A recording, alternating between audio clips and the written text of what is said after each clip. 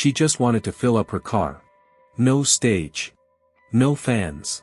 Just sunlight, gasoline, and silence. But when two men approached her, loud, aggressive, full of themselves, the silence turned into danger.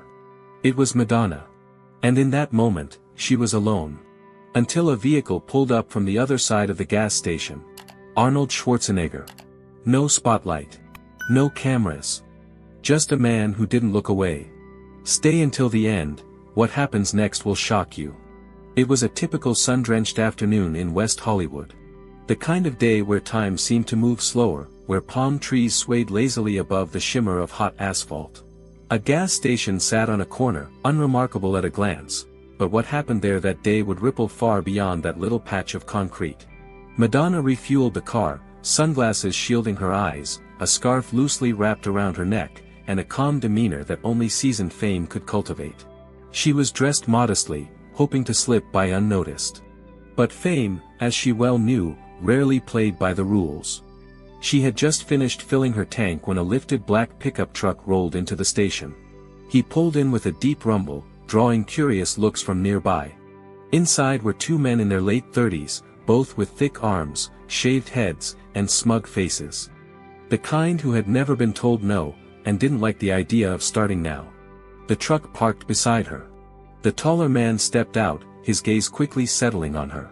"No way," he said, elbowing his buddy. "Is that who I think it is?" His friend squinted. "You serious? That's Madonna." The first guy grinned, wolfish. "Queen of pop, huh? Doesn't look so royal without a red carpet." They walked over, their approach more invasive than friendly. "Hey," the taller one called, his voice a mixture of mockery and bravado. "Didn't expect to see a superstar pumping gas with us mere mortals." Madonna offered a polite smile and turned to leave, keys already in hand. But the second man stepped in front of her. "Hold up, don't rush off," he said, grinning. "We were just about to start the concert. What was that one song? Like a Virgin?" They both laughed like it was the cleverest thing ever said. She kept her voice calm. "Please step aside." "Oh come on," said the taller man, circling her. "You don't have to be so cold. We just want to talk. Big fans." His words dripped sarcasm. "Looks like fame didn't come with a security detail today, huh?" Madonna clenched her jaw but said nothing. A small crowd at the gas station began to take notice, unsure whether to step in, or look away. Phones came out. None recorded. Not yet. That was when a dark Humvee rolled in. And a tall figure stepped out, one hand adjusting black sunglasses, the other lifting a nozzle. He was in his mid-70s, but you'd never know it by the way he moved, deliberate, steady, with a presence that seemed to thicken the air. Arnold Schwarzenegger. He was wearing a gray t-shirt stretched across a broad chest, cargo pants, and boots dusted from a recent hike. He hadn't planned on being a hero today. But sometimes, heroism doesn't ask for permission, it simply shows up. He glanced over casually at the scene unfolding near Madonna's car. The moment he saw her, cornered by the two men, his expression hardened, like a soldier recognizing a battlefield. Arnold didn't move immediately. He placed the nozzle into his tank, pressed the button, and let the gas flow. Then, in a calm, almost unnoticeable way, he walked toward her. The taller man turned to see Arnold approaching and let out a scoffing laugh. "Hold up," he said to his buddy. "Is that?" The second man squinted. "No way. That's Schwarzenegger." Arnold stopped a few feet away, his voice low and deliberate. "Is there a problem here?" The taller man puffed out his chest. "Nah, just saying hello to a fan. Didn't know we needed a permission slip from the Terminator." Madonna exhaled, her eyes locking onto Arnold's. A silent thank you passed between them. Arnold's tone remained calm. "I think she'd prefer to be left alone." The second man stepped forward, arms crossed. "What, you her bodyguard now?" Arnold smiled. It wasn't friendly. "No. Just someone who respects people." The taller guy chuckled, but his eyes flickered with unease. "You gonna do something, Grandpa?" Arnold stepped forward slightly, shoulders squared. "Only if you keep acting without respect." For a beat, everything was still. Even the gas station seemed to pause. The hiss of gasoline flowing, the distant hum of traffic, all of it seemed to hush. You just call us disrespectful. I did, Arnold said flatly. Because that's what it is, two strong men picking on a woman who hasn't done a thing to you. What are you trying to prove? People nearby began paying real attention now. The clerk inside the gas station leaned over the counter to watch. One by one, heads turned. The men didn't reply. Arnold took another step forward, now standing between Madonna and the two. His voice didn't rise, it dropped, becoming quieter, more dangerous. You know who I am, sure. But right now, I'm just someone asking you to walk away and keep things respectful. The tension cracked like a branch under pressure. The taller man's fist twitched. His jaw clenched. And then, he laughed. Man, forget this. Not worth it. He nudged his friend, and they walked back to their truck. But the way they avoided looking at Arnold made it clear, they hadn't backed off because they were uninterested. They had backed off because they knew they had lost. Arnold waited until they pulled away, then turned back to Madonna. You okay? She nodded, visibly shaken but composed. I've had worse. But, thank you. He smiled gently. You shouldn't have to get used to worse. And with that, he turned back to his car to finish fueling up, like nothing had happened at all. But something had. Something important. The cameras hadn't caught the moment. No headlines would run the next day. But every person who saw what Arnold did would remember it. Because it wasn't about fame. It was about decency. About standing up. About doing good when nobody asked you to. As the black pickup truck disappeared into the distance, the tension at the gas station began to dissolve, like storm clouds parting after a long downpour. People who had been silently watching now murmured among themselves. A woman near pump number 6 pulled out her phone, but it was too late for a video. All she'd caught was the tail end of a confrontation that no one expected and few understood. Madonna leaned against her car, exhaling slowly. Her hands were steady, but only because years in the public eye had taught her how to control the shake. It wasn't the first time someone had tried to reduce her to a spectacle. But this time felt different. Because this time, someone had stood up. Arnold returned to his vehicle, replaced the nozzle, and popped the gas cap shut with the quiet precision of a man used to handling more explosive situations than gasoline. Madonna approached him slowly. I don't know if you realize what you just did, she said. Arnold looked up, his expression gentle but firm. I just reminded a couple of bullies that kindness isn't a weakness. She offered a small, genuine smile. I'm not used to being rescued. She paused. They knew who I was. That made it worse. They wanted to humiliate me. Not just as a woman, but because I've been strong too long for their comfort. Arnold didn't speak right away. He watched a bird land on a nearby lamppost, its wings ruffling in the afternoon breeze. They confuse strength with permission, he said finally. But you're strong because you've had to be. They don't understand that. Madonna leaned against the hood of her car, the tension slowly leaving her shoulders. And you? What made you step in? Arnold folded his arms across his chest. Because I saw someone surrounded for no reason other than being herself. And I've seen where silence leads. His voice was steady, but behind it was a history layered in action and pain. A child of post-war Austria. A self-made bodybuilder. A Hollywood star. A governor. A man who had rebuilt himself more times than most people could imagine. Just then, a beat-up sedan pulled into the gas station. An elderly man stepped out slowly, cane in one hand, wallet in the other. As he shuffled toward the pump, he fumbled with his card. It slipped and fell to the concrete. Without hesitation, Arnold walked over and knelt to pick it up. Let me help you, he said gently. The man looked up, startled. Oh, thank you, wait, are you? Arnold just smiled and handed him the card. Just someone who believes in good days. Madonna watched the interaction, a new expression blooming on her face, curiosity mixed with admiration. Not the kind reserved for celebrities or saviors. But for something rarer, character. When Arnold returned to his car, Madonna was still there, arms crossed now, studying him like someone trying to see beneath a mask that wasn't there. Most people with your kind of presence would have made it about themselves, she said. Arnold shrugged. I'm not most people. She laughed, but there was something wistful in it. You know what's funny? I used to think armor had to be loud. Sequins, lights, lyrics that made headlines. But lately, I've wondered if maybe it's silence that speaks louder. Arnold nodded slowly. You've worn your armor well. But even warriors get tired. She didn't respond to that. Instead, she walked to her car and reached into the front seat. When she turned back, she held a small notebook, the edges worn, a pen clipped to its spiral. Every now and then, she said, I jot down names of people who remind me what real strength looks like. Would you mind? Arnold chuckled. I'd be honored. She scribbled something down, then paused. You don't strike me as someone who needs recognition. I don't, he replied, but if it helps remind others to stand up when it matters, then write as much as you like. The quiet moment between them felt rare, two titans of very different worlds meeting at ground level. No entourage. No flashing lights. Just grit and grace in a gas station lot. Just as Madonna was about to get into her car, another vehicle pulled up. Not the same pickup truck, but similar. A younger guy, leaner but with the same cocky energy, stepped out with his phone out, already filming. He wasn't there for gas. Yo, he shouted. Is that Arnold and Madonna? They both turned. He grinned and pointed his phone. You guys just out here hangin'?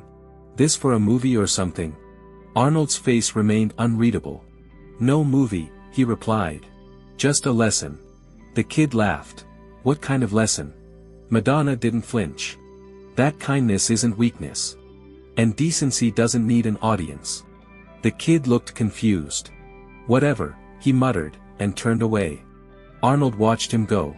They only understand noise. But maybe someday, they'll remember silence, too. Madonna nodded slowly. You ever think some people just don't change? I think, Arnold said carefully, that if we stop believing they can, we lose something important. He glanced at her. And I've never liked losing. She smiled again, wider this time. You know, if you're ever looking for a duet partner, I think we'd sound great. Arnold grinned. As long as I don't have to sing. They both laughed. Moments later, she climbed into her car. Thank you again. For everything. Arnold nodded. Stay strong. Stay you. With a wave, Madonna pulled away from the station and into traffic, the afternoon sun glinting off her windshield as she disappeared into the city she'd helped shape with her voice, her rebellion, and her resilience. Arnold stood alone for a moment longer. The gas station had returned to its usual rhythm. Engines humming. Doors closing. Birds chirping. But something lingered in the air, something quiet, powerful. Something good. 3 days had passed since the confrontation at the gas station. For most people, it would have faded into memory, just another strange moment in Los Angeles. But for Arnold, it hadn't. He kept thinking about the look in Madonna's eyes, not just the gratitude, but something deeper. The fatigue. The armor she wore behind her smile. And the way those two men had cornered her, not just physically, but emotionally. The kind of cruelty that feeds off intimidation. So, he decided to check in.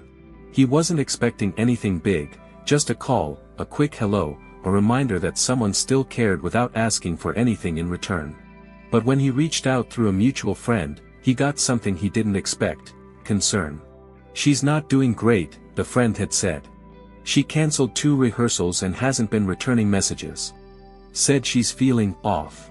Whatever happened at that gas station, it shook her. Arnold hung up the phone with a thoughtful frown. He'd been in enough battles to know that wounds aren't always visible. And sometimes, silence is a scream. So, that afternoon, he made a quiet stop at a local bakery. Picked up 2 coffees and a small box of almond croissants, Madonna's favorite, according to the friend. Then he drove to her estate in the Hollywood Hills. The gate guard recognized him instantly and buzzed him through without a question.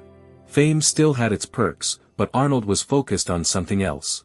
He walked the stone path slowly, past trimmed hedges and marble statues, until he reached the front door. Before he could knock, it opened. There stood Madonna, barefoot, wearing a loose sweater, her eyes shadowed by something heavier than makeup could conceal. I wasn't expecting you, she said softly. Arnold held up the box. I brought reinforcements. She smiled, weak but real. Croissants. You remembered. He followed her inside, the house warm and filled with muted light. It smelled faintly of eucalyptus and something more human, solitude. They sat in the sunroom, where Madonna curled up on a white couch, knees pulled close. She held the coffee like it was a lifeline. Arnold watched her carefully. You okay? She hesitated, then answered in a voice just above a whisper. I don't know. I keep replaying it, she continued. The way they laughed. The way they looked at me. I'm not fragile. I've faced down paparazzi, lawsuits, politicians, even the church. But something about that day, it was different. Arnold nodded. Because they didn't want anything from you. They just wanted to break you. Yes, she whispered. There was a long pause. I thought maybe I was done, she added. Not just with performing, but all of it. I've always worn my strength like armor, but lately, it feels like paper. And I keep asking myself, was I ever as strong as I thought I was? Arnold leaned forward. Let me tell you something. When I was 15, there was a kid in my village who used to throw rocks at me because I was different. I was obsessed with lifting weights. I had dreams no one understood. He'd laugh every time I walked by with my barbell. Madonna looked at him curiously. And one day, Arnold continued, I dropped the weights and walked up to him. I didn't hit him. I didn't yell. I asked him why. You know what he said? She shook her head. Because you look like you're going somewhere, and I'm not. Madonna blinked. That's honest. Arnold nodded. The world doesn't hate you because you're weak, Madonna. It challenges you because your strength reminds people of what they could be, but aren't. She sat with that for a moment, eyes glistening. Arnold took a sip of his coffee, then added, but even strength needs to rest. Even giants sit down. The silence that followed was thick with meaning. And then, her phone buzzed. She ignored it at first, until it buzzed again. And again. She finally checked it, her face going pale. Arnold sat forward. What is it? She turned the phone to him. A video. Blurry. Shot from a distance. But unmistakable. It was the gas station. The moment the two men approached her. Their voices weren't audible, but the aggression was clear. And then came the worst part, the comments section. Drama queen. Probably staged. She looks weak. Where's the security? Guess she's not important anymore. Arnold's face hardened. But that wasn't all. He scrolled further, and found something else. A post by one of the men.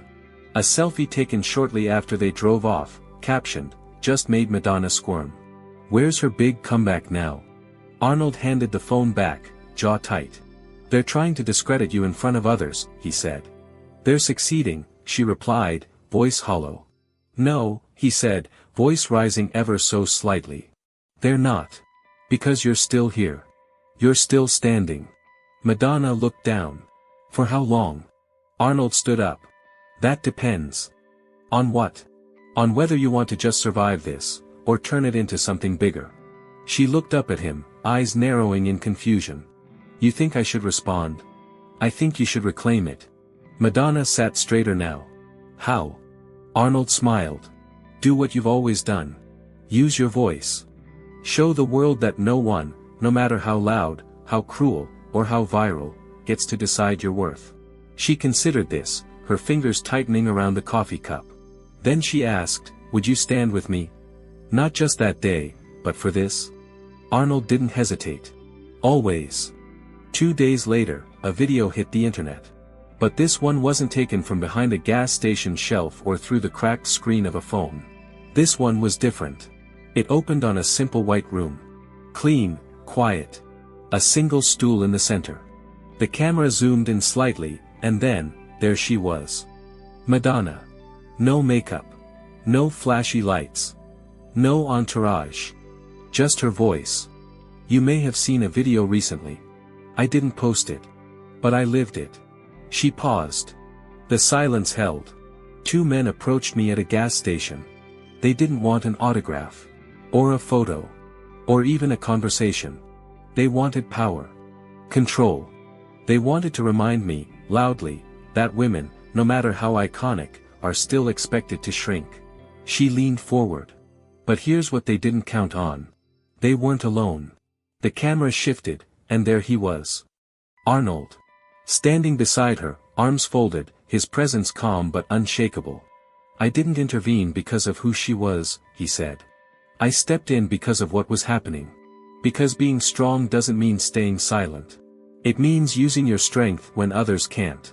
You don't need to be famous to deserve respect, Madonna added. You don't need to be young, male, or unafraid to deserve to be safe. The video cut to a close-up. This isn't about me, she said. It's about the thousands of people, women, men, anyone, who get cornered in parking lots, shouted at in the street, laughed at for being different. You are not alone.